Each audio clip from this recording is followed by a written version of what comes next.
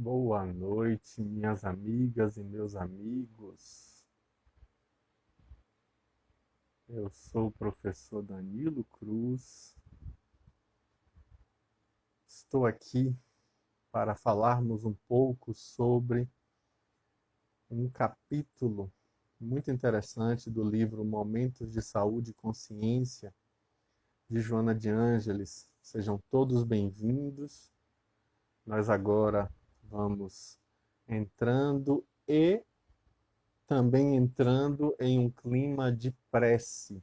Vamos fazer nossa oração inicial da palestra da noite de hoje, buscando mergulhar profundamente dentro de nossas próprias almas, catando aí a figura excelsa do nosso Mestre amado Jesus. Senhor Jesus, nós sabemos que as tuas bênçãos são incessantes. Ajuda-nos a percebê-las no nosso dia a dia. Auxilia-nos com as nossas limitações, para que possamos transcendê-las através do esforço e da conquista pessoal e, assim, tomarmos consciência das nossas responsabilidades, assim como dos nossos potenciais. Auxilia-nos tornando-nos receptivos à tua mensagem benfazeja a ser discutida na noite de hoje. Que a tua paz permaneça conosco agora e sempre. Que assim seja. Boa noite a todos, boa noite a todas. Maravilha. Sejam todos bem-vindos. Eu hoje fui convidado para poder trazer alguns comentários a respeito do texto de Joana de Ângeles, o primeiro capítulo do texto do livro Momentos de Saúde e Consciência. O título do texto da minha fala de hoje é justamente esse, que está fixado no comentário aqui do Instagram, chamado Decisão de Ser Feliz. Para a gente falar de felicidade, é interessante que a gente se debruce sobre esse conceito. O que é felicidade, afinal? O que tem a nos contribuir com essa noção de felicidade? Como é que a gente interage diante dessa noção? A grande parte dos filósofos se debruça sobre aquilo que foi chamado e depois conduzido adiante por Sigmund Freud como sendo o princípio do prazer. Todo ser humano, e aí é bom lembrar que os filósofos gregos antigos consideravam que isso cabia bem a todo ser vivo. Todo ser vivo busca prazer e foge da dor. Com isso, levando em consideração que o conceito de felicidade implica necessariamente em um usufruto do prazer, no sentido mais pleno dessa palavra, a gente com isso diria que todos aqui estamos querendo viver a felicidade. Cada um de seu modo, a sua maneira, cada um no seu estilo, com a sua forma de confrontamento das circunstâncias que acontecem, mas todos almejamos experimentar felicidade. Então, qual é a sua noção de felicidade? O que é que você considera como sendo um marco para garantir que você é hoje uma pessoa feliz, que você está feliz? Como é que a gente sabe que realmente o que você vive é felicidade? É interessante a gente ter esse questionamento, porque já que é uma coisa que a gente está o tempo inteiro em busca, é importante que a gente saiba do que se trata para quando viver, não deixar passar.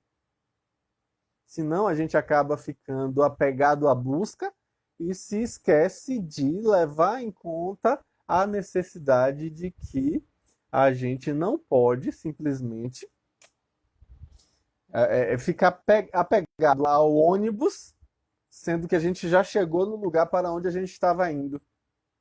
Ficar apegado ao meio de transporte, sem saber como lidar com o fato de que a gente já chegou na nossa meta. Mas às vezes a gente fica tão apegado porque, inclusive, frequentemente desconhece a meta. Então vamos buscar a informação a respeito do que é felicidade, como que é essa noção que a gente tem sobre felicidade.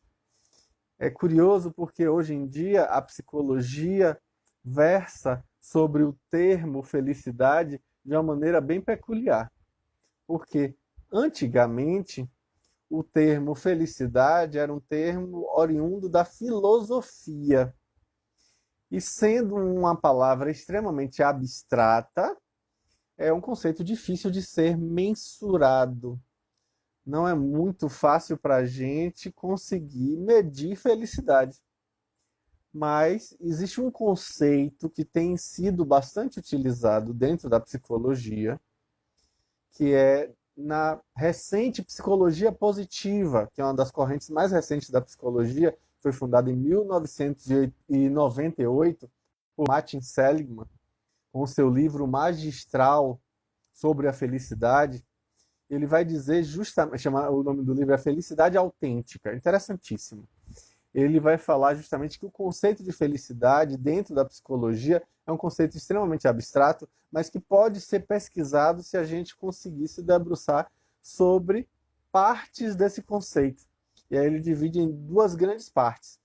Ele primeiro chama de bem-estar, como essa sensação positiva que nós almejamos, que é parte dessa felicidade. E aí, com isso, ele separa em dois: o bem-estar objetivo e o bem-estar subjetivo. O bem-estar objetivo se refere exatamente às questões materiais, às necessidades materiais imediatas que nós temos para poder ter um mínimo de felicidade. Precisamos, por exemplo, não estar passando fome. Um exemplo bom aí para a gente ilustrar essa questão, né? Precisamos não estar sentindo dor. E aí, obviamente, que cuidar da saúde. Precisamos, ou seja, são fatos concretos e, portanto, objetivos, e daí o conceito de bem-estar objetivo. O conceito de bem-estar subjetivo, segundo os estudos de Martin Seligman e seus seguidores, vão versar sobre o bem-estar que é comentado pelo indivíduo que está experimentando ele. Ou seja, é um bem-estar vivenciado subjetivamente, mas que é acessível de acordo com a descrição que a pessoa pode fazer desse bem-estar. Então, essa noção de bem-estar, essa visão de bem-estar, é uma visão que se refere à forma como a pessoa experimenta subjetivamente esse bem-estar. Isso é mensurável também, porque nós podemos fazer formulários de autodescrição e fazer comparativos estatísticos de acordo com esses resultados. Então, essa noção de felicidade, que hoje está sendo estudada pela ciência, é uma noção que se aproxima um pouco de uma forma científica de olhar o que seria felicidade. Mas o que a doutrina espírita vai nos falar sobre esse tema? O que é que a gente vai encontrar na doutrina dos espíritos a respeito disso? Eu trouxe anotações que são interessantes para a nossa reflexão, e a primeira delas é remetente aí à questão que está colocada em O Livro dos Espíritos, no número 920. A questão de número 920 versa exatamente sobre esse assunto. Ele diz assim, ó, pode o homem gozar de completa felicidade na Terra? E aí é uma pergunta interessante. O que vocês acham? O ser humano pode usufruir, experimentar completa felicidade no planeta Terra? O que vocês acham que os espíritos responderam à equipe de Kardec lá naquela época? Pois bem, eles disseram que não é possível. Não é possível gozar de completa felicidade estando encarnado no planeta Terra. Não dá. Não dá. Por quê? Porque nosso planeta é um planeta de provas e expiações. A nossa encarnação é uma encarnação de provas e expiações. Está lá na questão de número 920. Portanto, não dá para viver essa felicidade de maneira plena. Mas, contudo, porém, todavia, entretanto, cabe ao homem suavizar os males para que ele possa ser tão feliz quanto possível. Então, temos a responsabilidade de buscar essa felicidade. Percebam, a felicidade aí nesse olhar fica como sendo a linha do horizonte. Eu me aproximo, mas a linha do horizonte se afasta. Cada vez que eu me aproximo mais, mais ela se afasta. E vai o tempo inteiro, e a linha do horizonte está lá para isso, para me fazer caminhar, para me fazer engajar-me nessa busca. É o poder ser, é o vir a ser que me faz me mover no processo de busca. Não de uma felicidade plena e completa, mas sim numa possibilidade de aproximação desta. Então é algo que está constantemente me convidando a vencer as minhas limitações e seguir adiante. Aí com isso a gente vai perceber que cabe a mim, e aí é interessantíssima essa fala dos espíritos, buscar suavizar os males para ser tão feliz quanto possível. Então aí está sobre a minha responsabilidade, justamente, fazer com que essa felicidade seja vivenciada o máximo possível. E aí é interessante também, a gente vai ver que na questão seguinte, a equipe de Kardec, eu digo a equipe porque na verdade não foi o próprio Kardec. Kardec já recebeu cadernos e mais cadernos de brochuras com perguntas e respostas que haviam sido feitas aos espíritos, entrevistas feitas aos espíritos, e com isso ele teve o papel de catalogar, de organizar de maneira sistemática, e o que a gente chama de codificar, né, a doutrina espírita.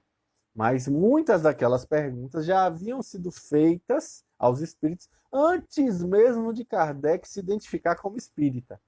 Então isso é importante colocar. Então é a equipe de Kardec, eu estou me remetendo a esse grupo de amigos de Kardec que tinham interesse sobre esse tipo de assunto e que, portanto, redundaram nessa contribuição valiosíssima para a história da humanidade, que é essa libertação de consciências que a doutrina espírita nos traz. Então, com isso, na questão 921, é perguntado sobre a questão da felicidade relativa. Com relação a isso, né? Dá para ter uma felicidade relativa? É possível? E aí, os espíritos de Escol vão responder a Kardec que o ser humano é obreiro da própria infelicidade. Olha que importante fala aí, né? Nós, se experimentamos algum nível de infelicidade, é porque nós somos artífices dessa realidade. Com isso a gente vai ver o quê? Que com a prática da lei divina, a gente vai gradativamente se alinhando com essa lei, ou seja, sintonizando com ela, a gente vai se aproximando da natureza divina, e aí com isso vamos gradativamente deixando de viver essas infelicidades. O interessante para a gente ver dessa forma é justamente ver que com isso a gente vai gradativamente se responsabilizando e passando a enxergar a vida de uma outra maneira. Os espíritos falam na resposta a essa pergunta que, na verdade, o planeta Terra, a vida, melhor dizendo, a vida, a nossa vida, é como se fosse uma hospedaria de má qualidade. Nós temos consciência de que não estamos ali para ficar naquela hospedaria, nessa hospedaria chamada vida, e que, portanto, não temos por que nos apegar nem nos identificar com isso aqui, sabendo que o nosso rumo, o nosso objetivo é melhor do que essa vivência que a gente está tendo aqui agora, que é meramente temporária. E aí, com esse olhar, a gente relativiza o impacto negativo das vivências que nós temos nessa hospedaria de má qualidade, que é apenas temporária. A gente passa a enxergar de uma outra maneira. E aí vai ver a vida de uma maneira mais abrangente, muito mais apropriada. Ainda não satisfeitos com a resposta dos espíritos, esses contribuidores da doutrina espírita, da codificação, vão perguntar se existiria, sabendo-se que não tem, né, essa felicidade comum para todo mundo. O que é feliz para um, para outro, pode ser um motivo de infelicidade. Tem algumas situações que são bem diversas, mas assim, eles vão e perguntam para os espíritos: há um parâmetro em comum, um critério em comum? Existe um critério comum para todas as pessoas com relação à felicidade? Aí a resposta dos espíritos, eu gosto sempre de citar essa questão, né, 922 do Livro dos Espíritos, porque eu brinco dizendo que a resposta dos espíritos é que o critério comum para a felicidade é o CPF. Como assim, né? CPF? CPF, na verdade, como a sigla. C de consciência tranquila, P de posse do necessário e F de fé no futuro. Se você tem consciência tranquila, posse do necessário e fé no futuro, você tem tudo para construir a sua própria felicidade. Então aí é que está a grande questão. E com isso a gente vai ver que nas questões seguintes, os espíritos vão falar da dificuldade que é, por exemplo, querer sentir-se feliz quando a gente malmente tem a posse do necessário. A gente malmente consegue satisfazer nossas necessidades mais basais, em termos aí de até de fisiologia mesmo. Não estou nem passando para o nível da segurança. Não estou nem passando para o nível da estabilidade. Eu estou falando da fisiologia. Muitas vezes a gente tem dificuldade de suprir essas necessidades. Então, com isso, a gente vai, com certeza, ter dificuldade de seguir adiante, porque está aprisionado naquele nível da pirâmide das necessidades de Maslow, né? O nível de necessidades fisiológicas, as necessidades mais básicas. Aí é interessante a gente perceber o quê? Que nessa perspectiva existe uma questão a ser levada em consideração, que o próprio Maslow, quando cunhou essa hierarquia das necessidades, ele vai dizer que quando alguém estanca, porque o movimento natural é ir subindo gradativamente os degraus dessa hierarquia, subindo os patamares da pirâmide. Se a gente estanca, se a gente para, Maslow chama isso de neurose. Neurose para Maslow é quando a gente se apega a um padrão de necessidade e fica ali sem explorar os seguintes, sem explorar o nosso potencial. E por isso vive infelicidade, não consegue seguir adiante.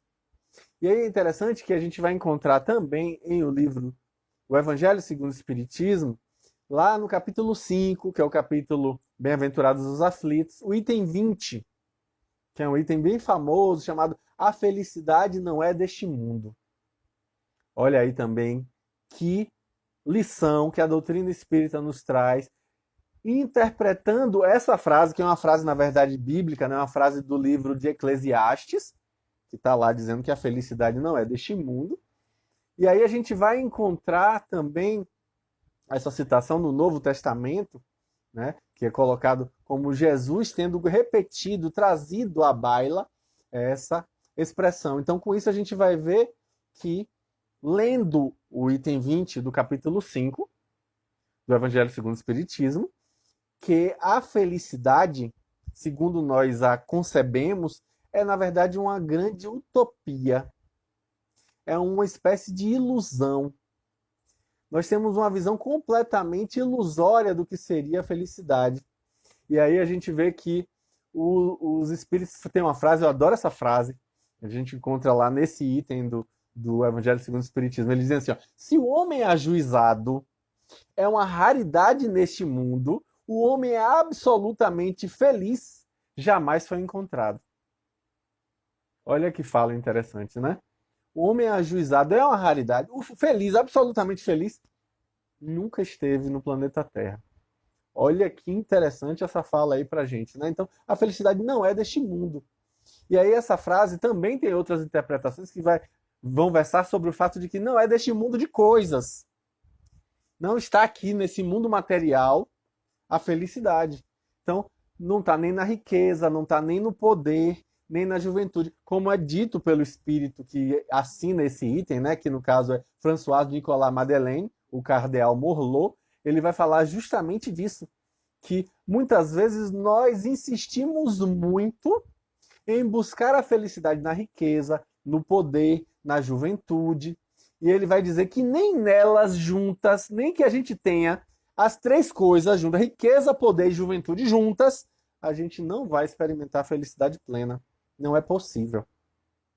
E aí lá também, no Evangelho segundo o Espiritismo, no capítulo 27, mais adiante, né? No item 23, a gente vai ver o item chamado Felicidade que a prece proporciona. Esse item também é interessantíssimo, porque vai nos trazer uma visão interessantíssima, que apesar da gente ter dificuldade de experimentar a felicidade plena, podemos buscá-la na sua expressão relativa. E aí é colocado lá por Santo Agostinho, o Espírito, que a prece é o orvalho divino que aplaca o calor excessivo das paixões. E aí, através da prece, a gente vai perceber que essa prece, como diziam os Espíritos lá também textualmente, a prece nos encaminha para a senda que conduz a Deus. Através da oração, a gente vai ter a possibilidade de experimentar o divino. E a felicidade, portanto, é divina, né? Se é justamente algo que vem de Deus como uma promessa, como eu vou falar já já, é também de natureza divina.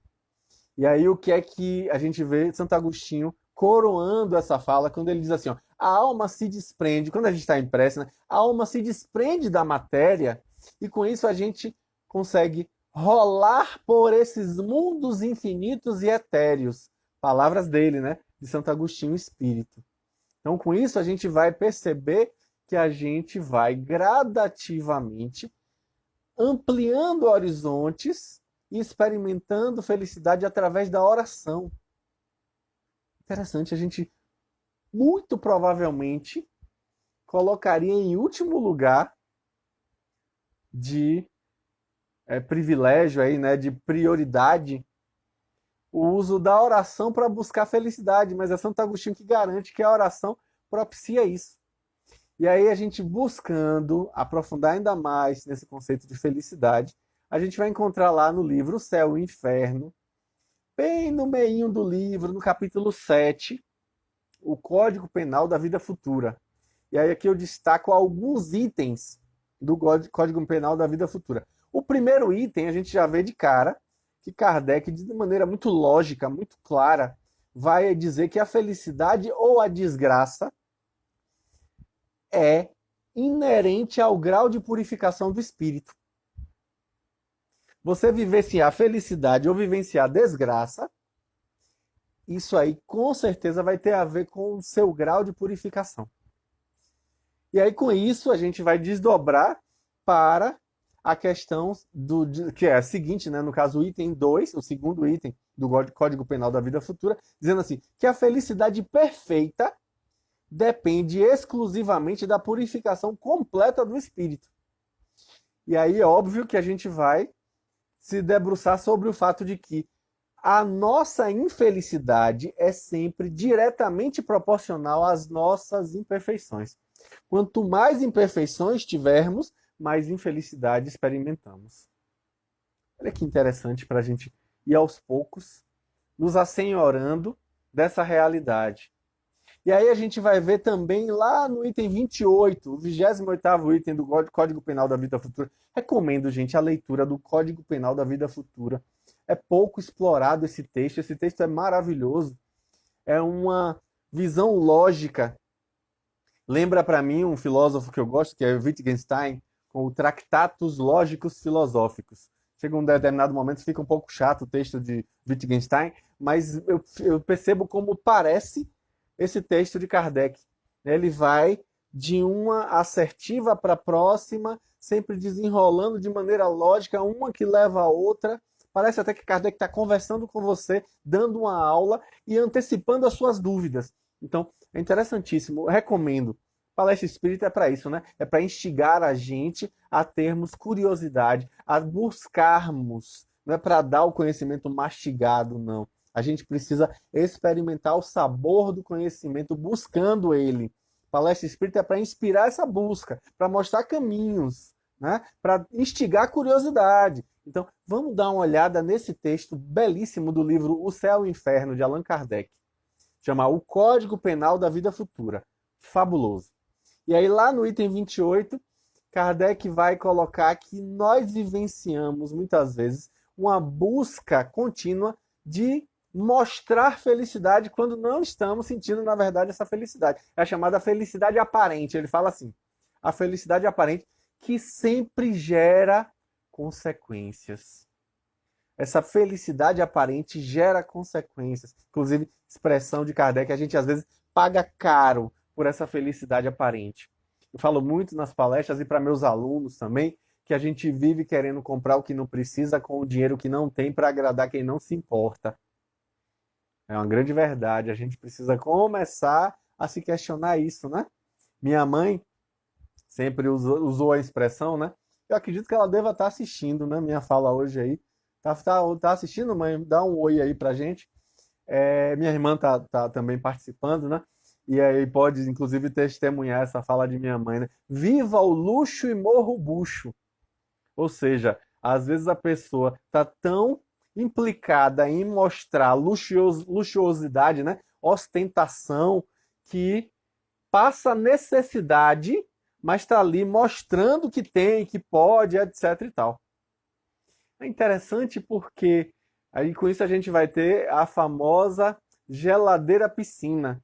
A pessoa está com um carrão na garagem, um carrão dividido em 72 prestações, mas está lá com o carrão. Mas a geladeira está igual uma piscina, só tem água. Só tem água. E aí com isso a gente vai perceber nitidamente que aí a minha mãe falando, minha irmã também confirmando, né? A gente vai ver nitidamente que a pessoa está investida em querer mostrar a luxuosidade e, infelizmente, vai arcar com as consequências, que inclusive é o pagar caro, segundo a fala de Kardec. Lá no final do Código Penal da Vida Futura, no item de número 32, Kardec volta a esse tópico. Ele vai dizer o quê? Que a felicidade, gente, o caminho para a felicidade, existe uma estrada aberta para todos. Ou seja, todos podemos buscar cultivar essa felicidade. Podemos nos engajar nesse processo de nos felicitarmos. Só que isso, obviamente, vai ser diretamente proporcional às consequências das nossas escolhas. Kardec deixa muito claro, a felicidade é o prêmio do trabalho. Não dá para a gente querer viver uma felicidade ociosa e, portanto, inútil. A felicidade é prêmio do trabalho. Há que se ter esforço para vivenciar essa felicidade. Não dá para a gente querer viver felicidade sem merecê-la. Então, aí eu volto lá na questão de número 113 de O Livro dos Espíritos, quando Kardec está falando sobre a classificação dos espíritos, e aí nesse item especificamente ele fala sobre os espíritos de primeira classe, os chamados espíritos puros. Ele fala exatamente que esses espíritos puros vivenciam uma constante e inalterável felicidade. E aí o comentário que Kardec faz a isso é que não é de uma ociosidade monótona a transcorrer em perpétua contemplação. Não. É uma felicidade vinda do trabalho, uma felicidade da ação, do esforço. Sabe aquela música famosa da banda, como é que é o nome da banda? Fala assim, aquela paz que eu não quero sentir. Eu não quero ficar sentado na poltrona no dia de domingo. A banda O Rapa, né? E aí essa história de achar que felicidade é você estar de bucho cheio, domingo de tarde, com os meninos tudo em silêncio, e você tranquilo, sem nenhuma necessidade imediata, de perna para o alto, cochilando. Isso é felicidade? E aí com isso a gente vai ver que felicidade tem muito mais a ver com a atividade, com o bem. Isso me faz lembrar uma fala de André Luiz Peixinho, quando ele vai dizer justamente que, muitas vezes, nós temos uma ideia equivocada, mas Irmã Dulce, no caso, né, hoje considerada pela Igreja Católica uma santa, Santa Dulce dos pobres, ela dizia que ela vivenciava uma felicidade imensa em fazer o bem e que tinha medo de estar sendo egoísta, porque ela queria o tempo inteiro experimentar essa felicidade imensa.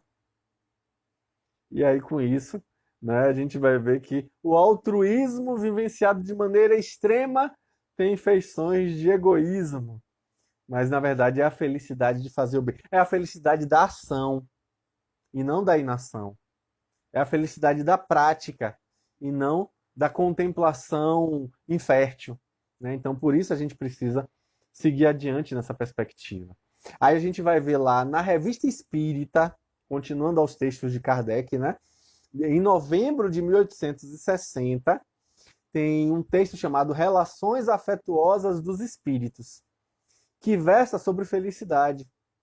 E lá a gente vai ver nesse texto justamente que a felicidade dos espíritos é relativa à sua elevação espiritual. Novamente a gente vai ver na Revista Espírita, agora de abril de 1868, também um texto chamado O Espiritismo em Cádiz, de 1853 a 1868. E aí lá nesse texto a gente vai ver que os espíritos colocam, no caso o espírito Eck, coloca que a felicidade, na verdade, é um meio para entender o pensamento dos espíritos. Olha que interessante. Quando você experimenta a felicidade, você sintoniza com os espíritos e passa a usufruir do pensamento dos espíritos. E aí a pergunta que é colocada é: como se obtém a felicidade? E aí a resposta do espírito é que é amando-vos uns aos outros. Ou seja, a felicidade como método de sintonia mediúnica. Olha que interessante essa fala, né? E aí na Revista Espírita também, em março de 1860, existe um texto chamado Felicidade, que é assinado pelo espírito Estael. O espírito Estael, que era uma mulher, né, que traz um texto maravilhoso, curto, mas extremamente interessante, também vale a pena a leitura, colocando que a felicidade muitas vezes é procurada por nós humanos de maneira vã em lugares que muitas vezes a gente acha que a gente se sente agradado, aí vai buscar. Ah, eu me sinto muito feliz estudando, aí vai buscar felicidade no estudo. Eu me sinto muito feliz fazendo caridade, aí vai buscar felicidade na caridade. Eu me sinto feliz comprando, eu me sinto feliz fazendo sexo, eu me sinto feliz comendo. E aí com isso a gente vai ver que a gente vai investindo essa noção de felicidade, né, em coisas que nos agradam, mas que se a gente fica de maneira obsessiva colocada nesse padrão de busca, palavras de Stael, a gente acaba surrupiando de nós a possibilidade de experimentarmos buscas significativas. E aí ficamos presos em buscas vazias. São buscas vazias. Olha que interessante, né? E aí com isso, a gente vai ver Stael colocando que se a felicidade é algo que está, essa noção de felicidade está em todos os seres humanos, em todas as culturas. Então, está ali como uma espécie de promessa. Está ali colocada por Deus, palavras de Stael, como uma promessa divina. E se é oriunda do Criador, se é oriunda de Deus, então, portanto, a própria felicidade é também divina. Então, essa busca precisa se dar de maneira que nós consigamos identificar o divino em nós. A busca do divino em nós. Aí sim teremos uma busca significativa. E aí, finalmente, eu chego lá no texto do livro Momentos de Saúde e de Consciência, que é o texto que inspira a minha fala da noite de hoje, de Joana de Ângeles, psicografado por Divaldo Pereira Franco, quando ele vai trazer justamente o livro, né, no caso esse texto maravilhoso, dizendo assim que Joana faz isso, né? Ela fala pouco, mas diz muito. Você pega uma frase de Joana, dá para fazer um seminário sobre o impacto daquilo ali, as verdades que estão ali contidas. Mas aí a gente vai pegar o texto e a gente vai ver logo, ela começa dizendo que o empenho por uma vida agradável faz parte da vida. Isso é importante, viver isso, se empenhar para sentir conforto, para viver felicidade, para ter uma vida agradável, isso é importante. E aí ela vai dizer que isso é uma espécie de reforçamento diante das dificuldades da vida. Porque nós vivemos agruras, essa é a fala de Jesus, né? Vivereis agruras no mundo. No mundo vivereis agruras, né? Tem algumas traduções diferentes, né? Mas a gente vai ver que é basicamente isso. A gente vai viver esse tipo de coisa. Então, é Joana que vai dizer que no empenho por uma vida agradável, nós buscamos estímulos motivadores e buscamos um significado positivo para a nossa existência. Então, isso faz com que a gente se empenhe nessa busca por felicidade. E isso é bom, isso não tem nada de errado. E aí, Joana vai dizer que se as pessoas que te cercam não concordam com a sua opção de buscar a felicidade, é importante que a gente se mantenha na nossa opção de ser feliz. Se algumas pessoas não concordam na busca de ser feliz, que a gente se mantenha na nossa busca. E vá perceber o quê? Ela diz assim, não te descoroçoes, mas continua gerando bem-estar para a sua vida. Obviamente que dentro da questão das leis divinas, né? A gente não vai querer buscar felicidade em ilusão. Né? Aliás, eu falo sempre isso, né? De que a gente viver uma desilusão é terrível, né? Viver uma desilusão? Não, não é terrível coisa nenhuma. Viver uma desilusão é maravilhoso. É melhor viver a desilusão do que viver na ilusão. É melhor viver uma desilusão do que viver iludido. Então, se a gente está investindo nossa felicidade em ilusões, é melhor que a gente viva a desilusão mesmo do que continuar perdendo tempo e perdendo recursos preciosos que poderíamos estar buscando de outra forma. Mas aí é que tá. Aí Joana diz o quê? Que se alguém vem jogar um balde de água fria, não concordando com a sua busca por ser feliz, com seu otimismo, não ceda. Mantenha-se firme na sua busca. Ela vai dizer, continua gerando bem-estar. E aí Joana vai dizer o quê? E aí é interessante porque essa fala, a gente vai se remeter a outra passagem de O Livro dos Espíritos, dessa vez lá na Lei de Igualdade, quando a gente vai ver os espíritos colocando para Kardec na questão de número 719, que o desejo de bem-estar é natural. Buscar bem-estar é natural na vida. Todos nós buscamos. Está dentro das leis naturais. O problema, dito pelos espíritos aí, né? O problema é o abuso. Nós vamos ver que nós buscamos muitas vezes esse bem-estar e abusamos. E com isso nós nos esquecemos do outro. E aí eu lembro da fala de Gandhi, quando ele diz o quê? Que todo aquele que tem mais do que precisa é um ladrão. Uau, olha que fala. Todo aquele que tem mais do que precisa é um ladrão. Olha como é necessária a lição do desapego. Como é essencial vivenciarmos o desapego. Porque a gente não é daqui, a gente está aqui de passagem. E a gente querendo juntar, amontoar coisas. E acaba caindo naquilo que Leon Denis nos alertava. Ele diz assim, ó, que a gente precisa tomar cuidado para que a posse não passe a possuir o possuidor. A gente às vezes fica aprisionado nas coisas. Aí, eu comprei um vestido, ou então eu comprei um terno. Não vou usar até ter a ocasião especial. Ou então, eu ganhei um presente, só vou usar quando tiver uma ocasião especial. Ocasião especial pode não vir. Aí você desencarna, aí fica lá do outro lado obsidiando o vestido, obsidiando o terno, obsidiando quem recebeu aquele terno, aquele vestido, aquele presente, porque já que você não usou, obviamente que aquilo ali pode ser útil para alguém. Aí você fica ali aprisionado, dizendo, eu devia ter usado, eu devia ter usado. Muito cuidado com isso. Ou pior, né? Às vezes fica amontoando coisa em casa. Ah, não, um dia eu posso usar esse jogo de baixelas, posso usar esse richô. E aí fica ali, nunca usa, já está mais de 15 anos, 20 anos ali, e não usa. E não desfaz. Fica ali, na verdade, para dar trabalho, para quando você desencarna, os outros vão ter que arrumar aquilo e arranjar para quem dá. Você vai dar trabalho para os outros, porque você não está usando. Então, nesse apego, você está, na verdade, criando âncoras que te impedem de alçar voos. É preciso o desapego. Gradativamente, a gente perceber que a felicidade não é desse mundo de coisas materiais. A felicidade é de outra natureza. A gente fica sempre antecipando. Mas pode acontecer de eu precisar. Quando precisar, providencia. Não vai ficar com aquilo ali, segurando a energia ali. Eu gosto sempre de usar a metáfora do Mar Morto e o Mar da Galileia. Estão ali bem próximos um do outro, né? O Mar Morto, salgado, não tem vida. Aliás, tem vida microscópica, né? Digamos assim.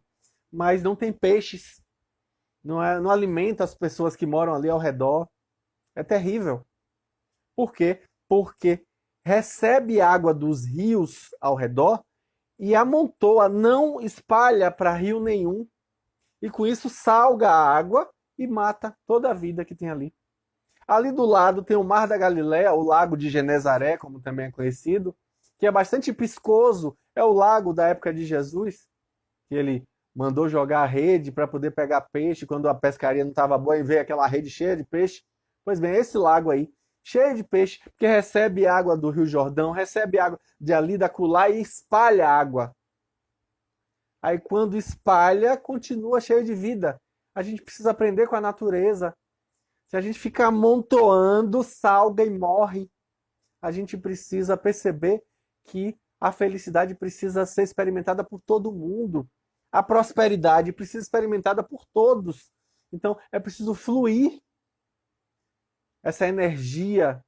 E aí, obviamente, isso implica da gente desapegar e ser feliz nesse abrir mão, nesse desapego.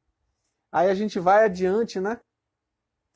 Lá no Livro dos Espíritos também, na questão de número 812, a gente remete novamente essa noção de bem-estar, lá na Lei da Igualdade, né? Que a gente vai ver nitidamente o quê? Que o bem-estar é relativo. Em tudo existe equilíbrio. Fala dos espíritos aí, né? Em tudo existe equilíbrio. O homem é quem perturba esse equilíbrio. Então é preciso que a gente se arvore, se debruce em empregar o tempo bem. Os espíritos colocam isso, né? A busca desse bem-estar é um bom emprego do tempo. A gente muitas vezes acha que o bem-estar vai ser fazer isso, fazer aquilo, realizar o sonho. Tem aquela história famosa, né? Do livro I Fioretti, né? Que se não tem uma tradução exata para o português, mas se a gente fosse traduzir, significaria os ramalhetes, os buquês, algo assim, que conta a história da vida de Francisco de Assis, né? Que são as lendas orais a respeito da vida de Francisco de Assis, que conta-se que ele estava ali debruçado sobre o jardim, cuidando das flores, e aí uma das versões diz que é Frei Bernardo, outra diz que é Frei Leão, se aproxima e diz, Pai Francisco, aí Francisco, que estava falando de Jesus para as flores, cuidando da terra, ali aerando a terra, podando as flores, e falando de Jesus, aí ele para, olha assim para o frade, e diz assim, Pai Francisco, se o senhor soubesse que ia morrer amanhã, o que o senhor faria? Aí ele para, olha para as mãos sujas de terra, olha para as flores, olha de novo para o frade, aí olha para aquelas folhas caídas que foram podadas, olha para o que ele está fazendo ali ao redor, olha para o frade e diz: se eu soubesse que eu vou morrer amanhã, eu cuidaria das flores. Ou seja, é a perfeita noção de estar fazendo exatamente aquilo que precisava estar fazendo. É estar completamente alinhado com a própria existência, com a própria experiência existencial. Porque muitos de nós, para responder essa pergunta, se eu morresse amanhã, meu Deus, eu ia correr para consertar o buraco do telhado, eu ia correr para poder fazer um testamento para deixar isso para não sei quem, porque a gente só deixa porque não pode levar, né? Só deixa porque não pode levar. Eu ia correr para ligar para não sei quemzinha, porque eu tenho que me reconciliar com ela antes de morrer. Ou então eu ia correr para ajudar meus filhos a voltarem a se falar porque eles estão brigados, eu não ia querer morrer com isso. Eu ia fazer isso, ou seja, eu ia viajar para Paris, eu ia beijar na boca, ou seja, a gente fica cheio de demanda, somos verdadeiras lacunas ambulantes. Por que a gente não faz isso hoje? Queria viajar, conhecer um lugar, não providencie. Quer consertar o buraco do telhado? Faça logo. Quer reconciliar com o adversário? Faça agora. Resolva. A gente fica cheio de demanda, cheio de lacuna, cheio de coisa por fazer, e aí fica nessa agonia. Pois bem, o conselho de Francisco de Assis é esse, através do exemplo dele, é estar exatamente onde deveria estar. É fazer exatamente aquilo que deveria estar fazendo. É se alinhar com a vontade de Deus de forma perfeita, para estar ali vivenciando o que é necessário ser vivenciado, sem mais nem menos. A Joana, voltando ao texto dela, vai falar sobre o fato basilar de que nós estamos profundamente solitários. Isso me fez lembrar um livro que eu li na minha adolescência, no início da adolescência, um livro que eu vi de meu pai, que estava lá na biblioteca de casa, chamado Fernão Capelo Gaivota. Livro maravilhoso, de Richard Bach, que ele vai falar de uma gaivota chamado Fernão Capelo Gaivota, que se achava diferente, percebia que era diferente. E nessa percepção começou a ver que ele era profundamente sozinho. Porque cada escolha que ele fazia, só ele, somente ele, arcava com a responsabilidade das escolhas. Aí ele começou a se distanciar do bando. E eu não vou contar mais nada para não dar spoiler. Vão ler o livro para poder, ou vão reler o livro para poder saber do que ele fala. Mas é exatamente a condição humana. Nós somos sozinhos. Muitas vezes estamos vivendo nossas solidões acompanhados com os outros, mas cada um arcando com a responsabilidade de suas próprias escolhas. E é Joana que vai colocar de forma muito clara, né, que nós vivemos a nossa solidão, e essa solidão é uma condição imanente das nossas vidas. E ela vai dizer o quê? Que do berço ao túmulo estamos sozinhos. E pós-túmulo, após este, também estamos sozinhos, arcando com a responsabilidade das nossas escolhas. E que precisamos aceitar, em vez de ficar fugindo dessa solidão, em vez de ficar tentando tapar, tamponar a lacuna, a gente precisa experimentar essa realidade. Aí eu vou falar frase de novela das 8. Núcleo pobre de novela das 8. Aceita que dói menos. Pois bem, a gente precisa começar a exercitar a aceitação dessa solidão que é imanente à nossa vida. E com isso ir gradativamente nos desapegando para poder vivenciarmos o amor na sua plenitude. Para que o amor tenha significado, a gente precisa aprender a ter desapego. Porque um amor apegado tem muito mais de auto-amor, que está ali se escondendo por trás desse amor do outro, amor ao outro. Tem muito mais um auto-amor. Eu não quero ter que perder o outro, eu não quero ter que ser traído pelo outro, eu não quero. Ou seja, tudo focado no eu. É preciso que a gente transcenda isso e vá vivenciando gradativamente a responsabilidade dos nossos próprios, das nossas próprias escolhas, né? Vivenciando justamente essa responsabilidade, arcando com elas. A Joana vai colocar o quê? Que é imprescindível produzir estímulos otimistas para si. Que o crescimento emocional significativo nasce daí, quando a gente vai gradativamente cultivando estímulos otimistas para nós mesmos, ou seja, o reforçamento. a gente vai gradativamente crescendo emocionalmente até alcançar o que ela considera como sendo a maturidade psicológica. Olha que fala interessante, que reflexão interessante. Aí ela vai dizer que, inclusive, nesse processo, na convivência, nos relacionamentos, nós vivenciamos um intercâmbio agradável e caricioso com as pessoas diante dessa atitude otimista. E isso é relevante. Viver relações agradáveis e cariciosas é algo relevante. Palavra de Joana de Ângeles. E ela vai dizer que para isso é preciso que a gente seja honesto consigo mesmo. Porque se a gente não vivencia essa honestidade, ela vai lá e diz o quê? Vivenciaremos tormento. Não adianta a gente fingir que está tudo bem. Fazer de conta, não, já que eu tenho que ser otimista, eu vou forçar a barra e fazer de conta que... Não, isso hoje em dia é chamado de positividade tóxica. Essa positividade tóxica faz muito mal. Essa história de fingir, de tentar seguir roteirinho pronto, receitinha de bolo, para poder ser feliz, passo a passo para ser feliz. Isso aí é fingir, é investir em ilusão.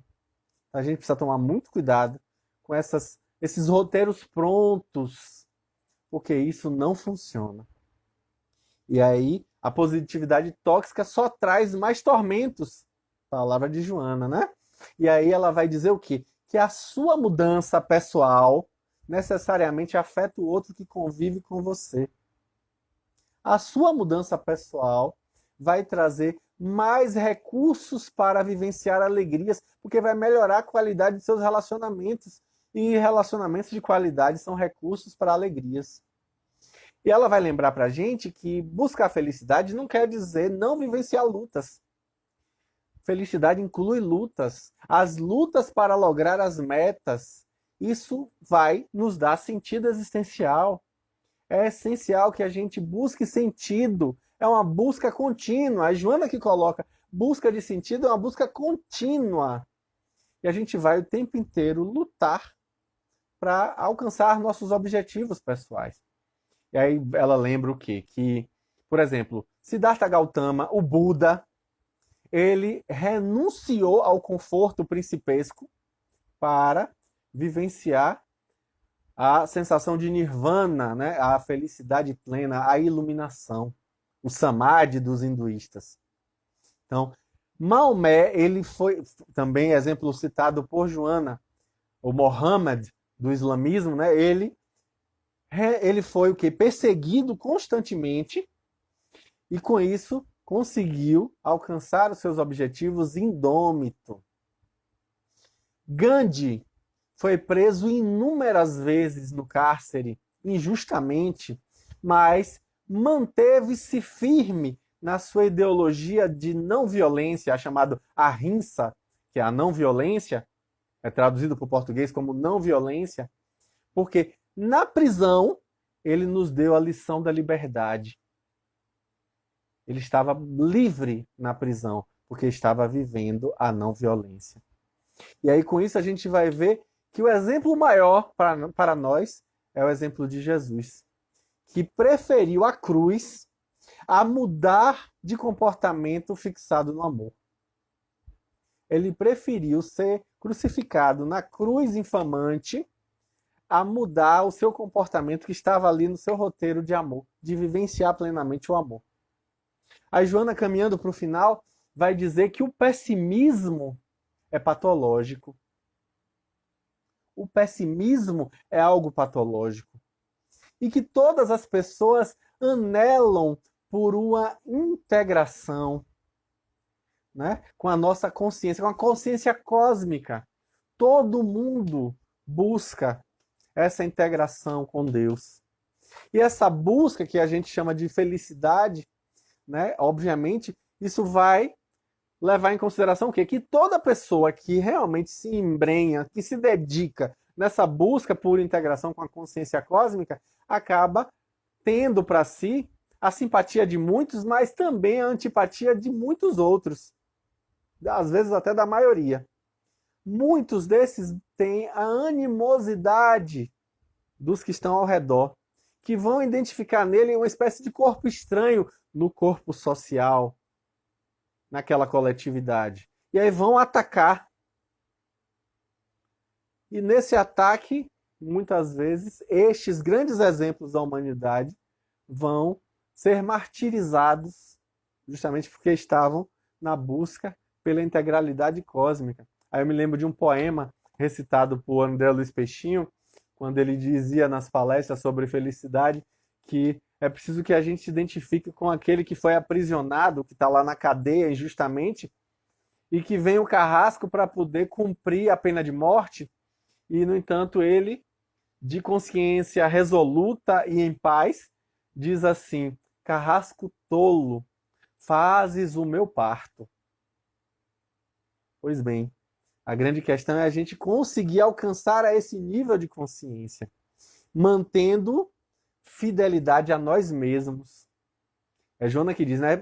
Esses que alcançaram essa integralidade cósmica se mantiveram fiéis a si mesmos.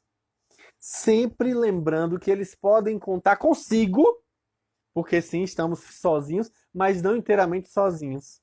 Porque também podemos contar com Deus, que jaz em nós. Contar com a consciência divina, que justamente é o que nos inspira na nossa jornada. Aí Joana conclui dizendo que a paz e o bem-estar incluem lutas, que é essencial que nós consigamos enxergar na adversidade um motivo de alegria, para que a gente não desista diante das dificuldades. Porque sim, na situação de adversidade a gente se robustece moralmente. A gente vai perceber que só atiram pedras na árvore que dá frutos. O que a gente faz com essas pedras? Muros ou pontes? Então a gente pega essas pedras, cria degraus para ir subindo gradativamente. Com isso a gente vai lentamente alcançando essa felicidade que todos nós tanto almejamos. E aí Joana finaliza o texto dizendo que a vida é uma bênção. E como bênção, ela deve ser vivida de maneira saudável, de maneira alegre, de maneira promissora. E a vida sendo uma bênção, cabe a nós o esforço pessoal para torná-la agradável. Sim, devemos decidir pela felicidade, decidir por sermos felizes. É absolutamente essencial que a gente se engaje nesse propósito. E esse propósito vai sempre passar pela necessidade de fazer feliz aquele que convive conosco. Que não dá para ser inteiramente feliz sabendo infeliz aqueles que estão no nosso entorno. Então, que a gente realmente abrace essa causa de sermos médiuns da felicidade divina, levando ela onde quer que estejamos. Finalizando a nossa fala, vamos então para a nossa oração de encerramento, buscando elevar os nossos pensamentos e sentimentos ao alto, alcançando a figura do Mestre Jesus. Senhor Jesus, acalenta em nossos corações esses sinceros propósitos que abraçamos de nos tornarmos mais felizes rumo a Ti, através do cultivo da felicidade de todos aqueles que cruzam os nossos caminhos. Que possamos, de alguma sorte, merecer as imensas bênçãos de termos a doutrina espírita como nossa consoladora e libertadora de nossas consciências. Que possamos fazer jus a essa oportunidade redentora de aprendermos a fazer o bem de maneira desinteressada, de levar a luminosidade em toda a treva que se acerca dos nossos caminhos. Que a tua paz seja uma constante em nossos relacionamentos e que o teu amor seja multiplicado por nossas mãos. Que assim seja.